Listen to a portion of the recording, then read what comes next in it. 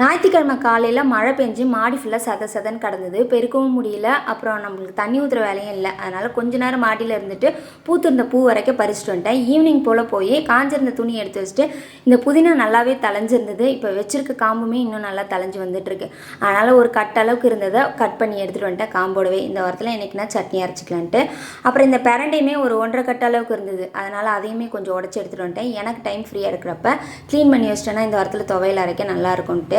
அப்படியே ஒரு 4-5 வெண்டைக்காய் கிட்டே இருந்துச்சு. அதையுமே உடச்சி எடுத்துகிட்டு வந்துட்டேன். அப்புறம் அங்கங்கே ஒரு 2-3 மணத்தக்காளி செடி இருந்துச்சு. அப்புறம் முளைக்கீரை, பருப்புக்கீரை அப்படின்னு இருந்தது. கலந்தா மாதிரி பறிச்சுட்டு வந்துட்டேன்.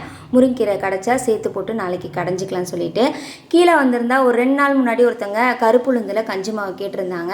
இன்றைக்கி கொஞ்சம் ஃப்ரீயாக இருக்கும், அதை வறுத்து எடுத்துகிட்டு போய் அரைச்சிட்டு வந்துடுவோம்னு சொல்லிட்டு வறுக்க ஆரம்பிச்சிட்டேன். அதை வறுத்துட்டு கடைக்கு போகிறப்ப அரைச்சி எடுத்துகிட்டு வந்துடுவேன். இந்த வீடியோ இதோட முடிச்சிக்கலாம். பிடிச்சிருந்தா லைக் பண்ணி ஷேர் பண்ணி சப்போர்ட் பண்ணுங்கள். தேங்க்யூ. Happy gardening.